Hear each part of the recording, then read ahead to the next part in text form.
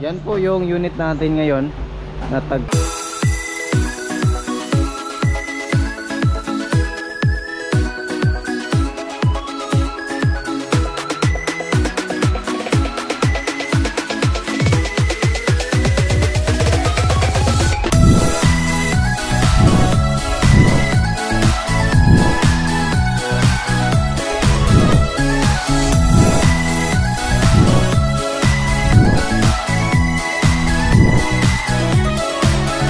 Hello mga kol, welcome back sa ating YouTube channel, Sorpas TV. Sa bago lang sa ating channel, huwag kalimutang mag-like and subscribe. Click na rin ang notification bell para laging updated sa ating mga susunod na video uploads kayo ito.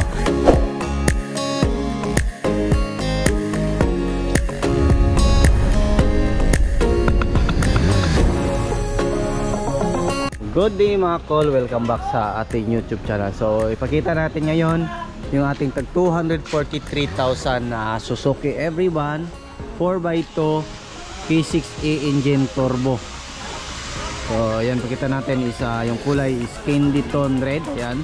So meron tayong transformer emblem na nilagay, Suzuki emblem. So ito yung design ng kulay. So black yung grills natin. So ito yung headlight ng DE64V. Ayan. So makita natin dito naka 13 inches mag wheels po siya mga kol. Ayan, so brand new tire and brand new mags. Then dito kompleto siya sa fender light. Ito yung kanyang side mirror, so manual adjust lang po. Then makita natin yung kanyang visor kompleto. Ayan, so kinulayan natin ng black yung gitna natin. So meron tayong stainless na mga window trim dito.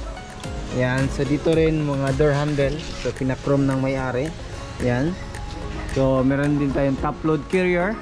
Yan, so yung top load carrier natin mga kol is gutter type. So ito yung mga sinasuggest namin na top load para kasi matibay itong ating gutter. Ayan. So makita din natin dito sa likuran. Ayan, kinulayan natin yung kanyang brake drum. Yan, so coil yung likuran natin. Then disc brake yung harap natin. Ayan. So yung spare tire nasa ilalim. Yan, kompleto siya. Then ito yung back door ng ating DE64B na unit. So meron siyang third light. Ayan, so same sa mga na-review natin.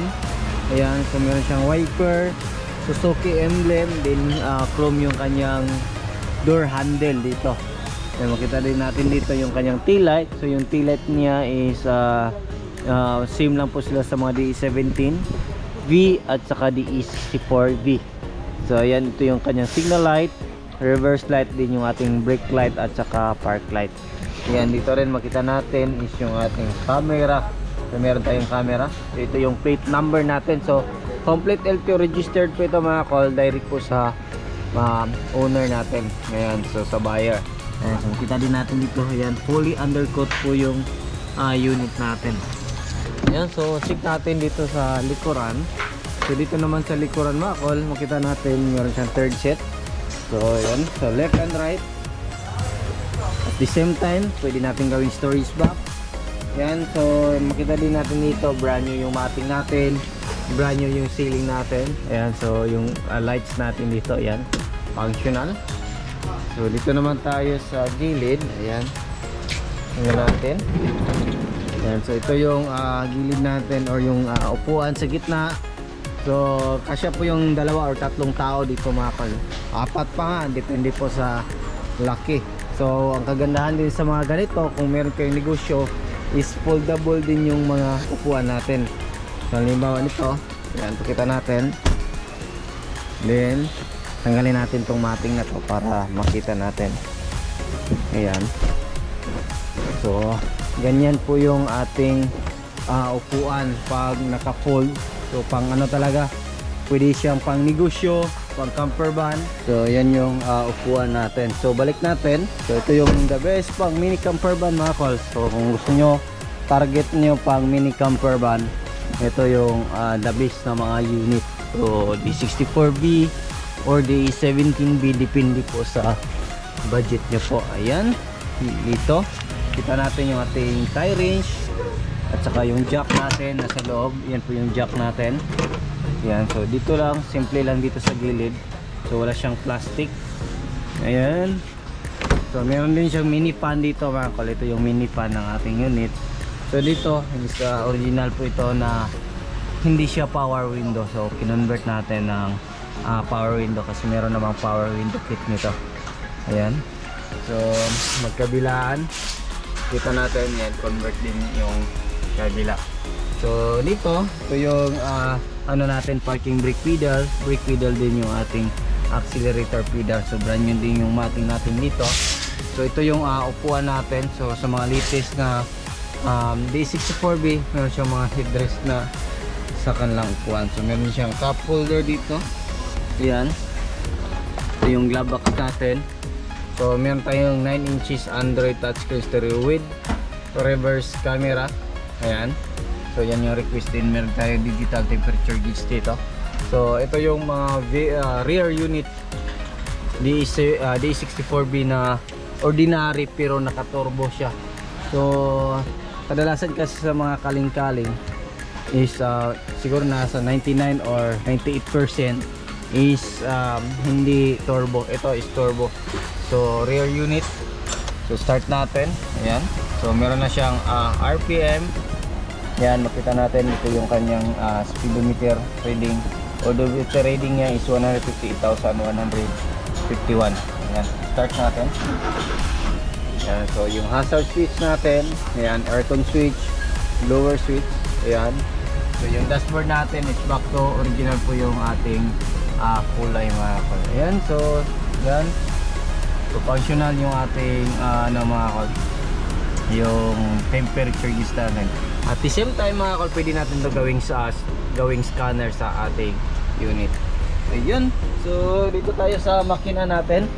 So tingnan natin yung makina natin mga kol. Ayan.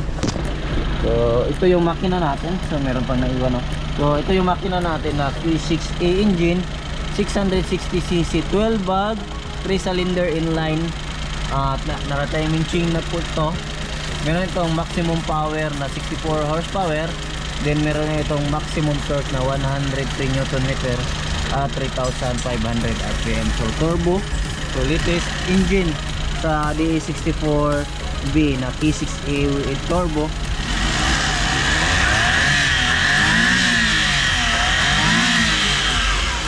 Yan. So ganda. You know.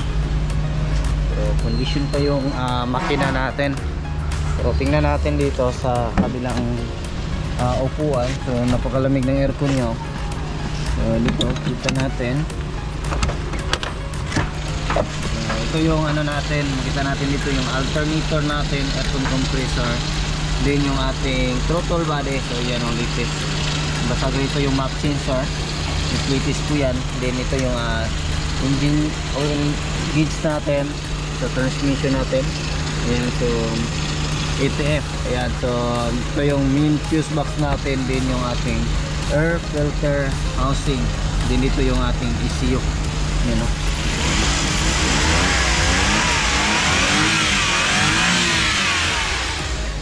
Diba? So check natin yung hood natin kung ano yung makikita natin dito. Ayan.